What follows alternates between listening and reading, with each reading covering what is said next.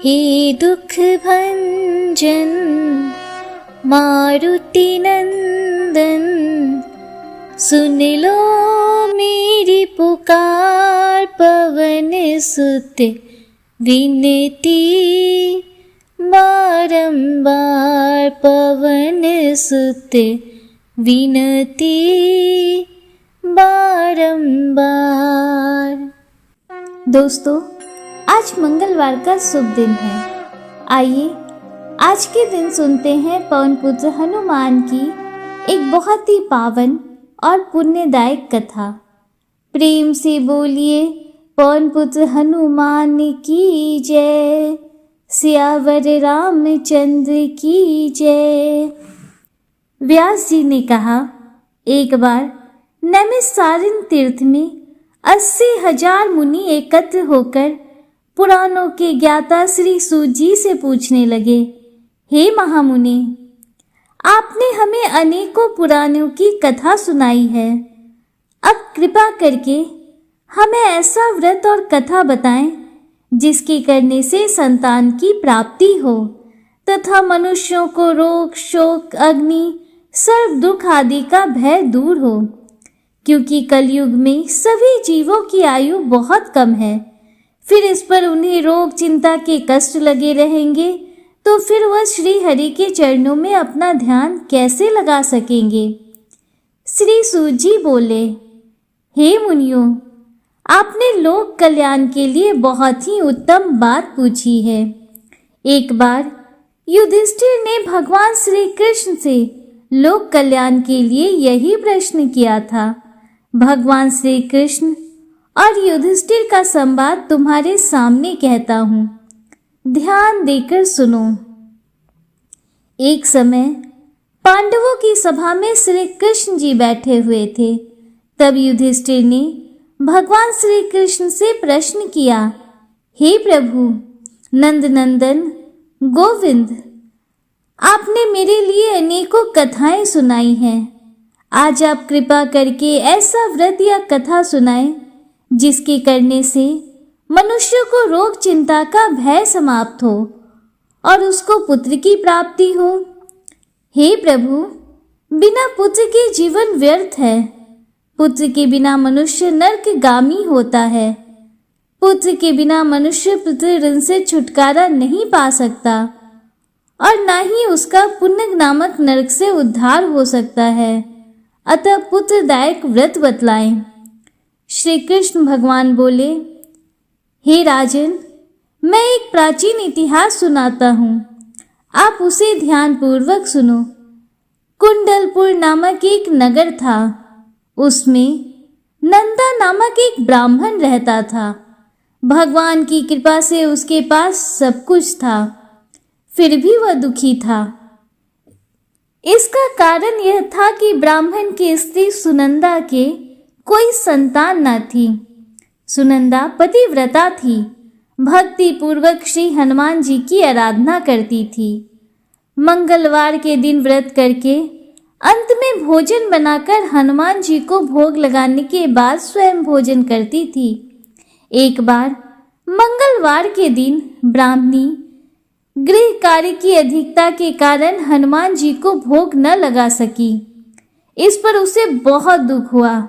उसने कुछ भी नहीं खाया और अपने मन में प्रण किया कि अब तो अगले मंगलवार को हनुमान जी का भोग लगाकर ही अन्न जल ग्रहण करूंगी।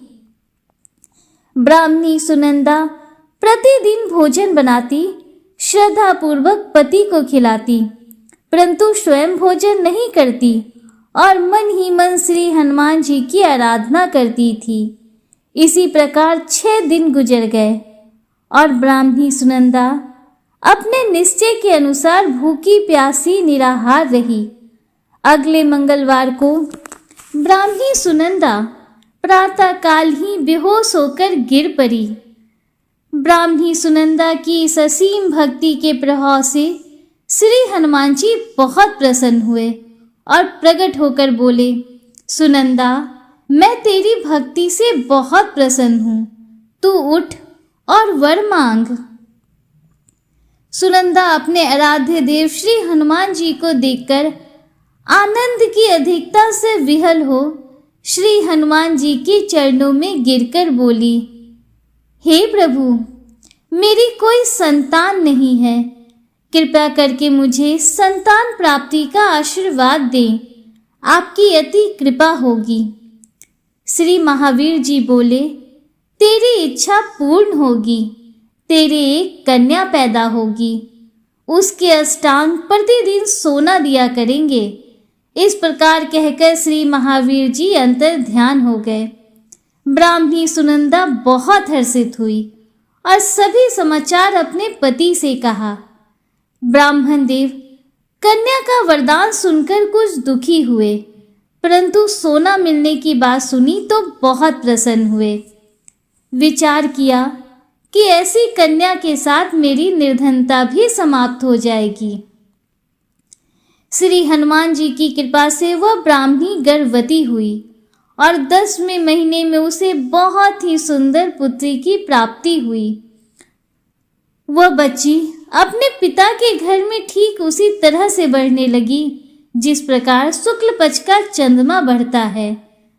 10वें दिन ब्राह्मण ने उस बालिका का नामकरण संस्कार कराया। उसके कुल पुरोहित ने उस बालिका का नाम रत्नावली रखा, क्योंकि यह कन्या सोना प्रदान किया करती थी। इस कन्या ने पूर्व जन्म में बड़े ही विधान से मंगल देव का व्रत किया था। रत्नावली का अष्टांग बहुत सा सोना देता था। उस सोने से नंदा ब्राह्मण बहुत ही धनवान हो गया। अब ब्राह्मणी भी बहुत अभिमान करने लगी थी। समय बीतता रहा। अब रत्नावली 10 वर्ष की हो चुकी थी। एक दिन जब नंदा ब्राह्मण प्रसन्नचित्त था, तब सुनंदा ने अपने पति से कहा, हमारी पुत्री रत्नावली विवाह के योग्य हो गई है, अतः आप कोई सुंदर तथा योग्य वर देखकर इसका विवाह कर दें। यह सुनकर ब्राह्मण बोला, अभी तो रत्नावली बहुत छोटी है। तब ब्राह्मणी बोली, शास्त्रों की आज्ञा है कि कन्या 8वें वर्ष में गौरी, 9वें वर्ष में रोहिणी, 10वें वर्ष में कन्या, इसके पश्चात रजस्वला हो जाती है। गौरी के दान से पाताल लोक की प्राप्ति होती है, रोहिणी के दान से बैकुंठ लोक की प्राप्ति होती है, कन्या के दान से इंद्रलोक में सुखों की प्राप्ति होती है। मगर हे पतिदेव, रजस्वला का दान किया जाता है तो घोर नरक की प्राप्ति होती है। इस पर ब्राह्मण बोला, अभी तो रत्नावली मात्र 10 वर्ष की है और मैंने तो 16-16 साल की कन्याओं के विवाह कराए हैं, अभी जल्दी क्या है। तब ब्राह्मणी सुनंदा बोली, आपको तो लोभ अधिक हो गया लगता है। शास्त्रों में कहा गया है कि माता पिता और बड़ा भाई रजस्वला कन्या को देखते हैं तो वह अवश्य ही नरकगामी होते हैं। तब ब्राह्मण बोला, अच्छी बात है, कल मैं अवश्य ही योग्य वर की तलाश में अपना दूत भेजूंगा। दूसरे दिन ब्राह्मण ने अपने दूत को बुलाया और आज्ञा दी कि जैसी सुंदर मेरी कन्या है वैसा ही सुंदर वर उसके लिए तलाश करो। दूत अपने स्वामी की आज्ञा पाकर निकल पड़ा। पंपई नगर में उसने एक सुंदर लड़के को देखा। वह बालक एक ब्राह्मण परिवार का बहुत गुणवान पुत्र था। इसका नाम सोमेश्वर था। दूत ने इस सुंदर और गुणवान ब्राह्मण पुत्र के बारे में अपने स्वामी को पूर्ण विवरण दिया। ब्राह्मण नंदा को भी सोमेश्वर अच्छा लगा और फिर शुभ मुहूर्त में विधि पूर्वक कन्यादान करके ब्राह्मण ब्राह्मणी संतुष्ट हुए। परंतु ब्राह्मण के मन में तो लोभ समाया हुआ था। उसने कन्यादान तो कर दिया था, पर वह बहुत खिन्न भी था। उसने विचार किया कि रत्नावली तो अब चली जाएगी और मुझे इससे जो सोना मिलता था वह नहीं मिलेगा। मेरे पास जो धन था कुछ तो इसके विवाह में खर्च हो गया और जो शेष बचा है वह भी कुछ दिनों में समाप्त हो जाएगा। मैंने तो इसका विवाह करके बहुत बड़ी भूल कर दी। अब कोई ऐसा उपाय हो कि रत्नावली मेरे घर में ही बनी रहे, अपनी ससुराल ना जावे। लोभ रूपी राक्षस ब्राह्मण के मस्तिष्क पर छाता जा रहा था।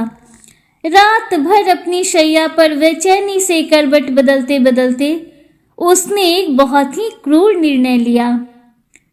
उसने विचार किया कि जब रत्नावली को लेकर उसका पति सोमेश्वर अपने घर के लिए जाएगा तो वह मार्ग में छिपकर सोमेश्वर का वध कर देगा और अपनी लड़की को अपने घर ले आएगा, जिससे नियमित रूप से उसे सोना भी मिलता रहेगा और समाज का कोई मनुष्य उसे दोष भी नहीं दे सकेगा। प्रातः काल हुआ तो नंदा और सुमंदा ने अपने जमाई तथा लड़की को बहुत सारा धन देकर विदा कर दिया। सोमेश्वर अपनी पत्नी रत्नावली को लेकर ससुराल से अपने घर की तरफ चल पड़ा। ब्राह्मण नंदा महालोभ के वशीभूत हो अपनी मति खो चुका था। पाप पुण्य का उसे विचार न रहा। अपने भयानक और क्रूर निर्णय को कार्य रूप देने के लिए उसने अपने दूत को मार्ग में अपने जमाई का वध करने के लिए भेज दिया था, ताकि रत्नावली से प्राप्त होने वाला सोना उसे हमेशा मिलता रहे और वह कभी भी निर्धन ना हो। ब्राह्मण के दूत ने अपने स्वामी की आज्ञा का पालन करते हुए उसके जमाई सोमेश्वर का मार्ग में ही वध कर दिया। समाचार प्राप्त कर ब्राह्मण नंदा मार्ग में पहुंचा और रुदन करती हुई अपनी पुत्री रत्नावली से बोला, हे पुत्री, मार्ग में लुटेरों ने तेरे पति का वध कर दिया है। भगवान की इच्छा के आगे किसी का कोई वश नहीं चलता। अब तू घर चल, वहां पर ही रहकर शेष जीवन व्यतीत करना। जो भाग्य में लिखा है वही होगा। अपने पति की अकाल मृत्यु से रत्नावली बहुत दुखी हुई। करुण क्रंदन व रुदन करते हुए अपने पिता से बोली, हे पिताजी, इस संसार में जिस स्त्री का पति नहीं है उसका जीना व्यर्थ है। मैं अपने पति के साथ ही अपने शरीर को जला दूंगी और सती होकर अपने इस जन्म को, माता पिता के नाम को तथा सास ससुर के यश को सार्थक करूंगी। ब्राह्मण नंदा अपनी पुत्री रत्नावली के वचनों को सुनकर बहुत दुखी हुआ। विचार करने लगा, मैंने व्यर्थ ही जमाई वध का पाप अपने सिर लिया। रत्नावली तो उसके पीछे अपने प्राण तक देने को तैयार है। मेरा तो दोनों तरफ से मरण हो गया। धन तो अब मिलेगा नहीं। जमाई वध के पाप के फलस्वरूप यम यातना भी भुगतनी पड़ेगी। यह सोचकर वह बहुत ही खिन्न हुआ। सोमेश्वर की चिता बनाई गई। रत्नावली सती होने की इच्छा से अपने पति का सिर अपनी गोद में रखकर चिता में बैठ गई। जैसे ही सोमेश्वर की चिता को अग्नि लगाई गई, वैसे ही प्रसन्न हो मंगल देव वहां प्रकट हुए और बोले, हे रत्नावली, मैं तेरी पति भक्ति से बहुत प्रसन्न हूं, तू वर मांग। रत्नावली ने अपने पति का जीवन दान मांगा। तब मंगल देव बोले, रत्नावली, तेरा पति अजर अमर है, यह महाविद्वान भी होगा और इसके अतिरिक्त तेरी जो इच्छा हो वह वर मांग। तब रत्नावली बोली, हे ग्रहों के स्वामी, यदि आप मुझ पर प्रसन्न हैं तो मुझे यह वरदान दीजिए कि जो भी मनुष्य मंगलवार के दिन प्रातःकाल लाल पुष्प, लाल चंदन से पूजा करके आपका स्मरण करे, उसको रोग व्याधि न हो, स्वजनों का कभी वियोग ना हो, सर्प, अग्नि तथा शत्रुओं का भय ना रहे। जो स्त्री मंगलवार का व्रत करे वह कभी विधवा ना हो। मंगलदेव तथास्तु कहकर अंतर ध्यान हो गए। सोमेश्वर मंगलदेव की कृपा से जीवित हो उठा। रत्नावली अपने पति को पुनः प्राप्त कर बहुत प्रसन्न हुई और मंगल देव का व्रत प्रत्येक मंगलवार को करके व्रतराज और मंगल देव की कृपा से इस लोक में सुख ऐश्वर्य को भोगते हुए अंत में अपने पति के साथ स्वर्ग लोक को गई। हे पवन पुत्र प्रभु, इस कथा को सुनने वाले, कहने वाले और हुंकारा भरने वाले अपने सभी भक्तों के ऊपर अपना आशीर्वाद बना कर रखिएगा। बोलिए पवन पुत्र हनुमान की जय, सियावर रामचंद्र की जय। दोस्तों, उम्मीद करती हूँ कि मंगलवार की ये व्रत कथा आपको पसंद आई होगी और वीडियो आपको अच्छा लगा होगा। अगर वीडियो आपको थोड़ा सा भी अच्छा लगा हो तो वीडियो को लाइक कीजिए, दूसरों के साथ शेयर कीजिए, कमेंट में हर हर महादेव, जय श्री राधे कृष्णा जरूर लिखिए। अगर आप हमारे चैनल पर पहली बार आए हैं तो चैनल को सब्सक्राइब कीजिए, बेल आइकन जरूर प्रेस कीजिए, जिससे आगे भी आपको ऐसी ही रोचक जानकारियाँ मिलती रहें। मिलते हैं आपसे अगले वीडियो में, तब तक के लिए हर हर महादेव, जय श्री राधे कृष्णा, राधे राधे, जय माता दी।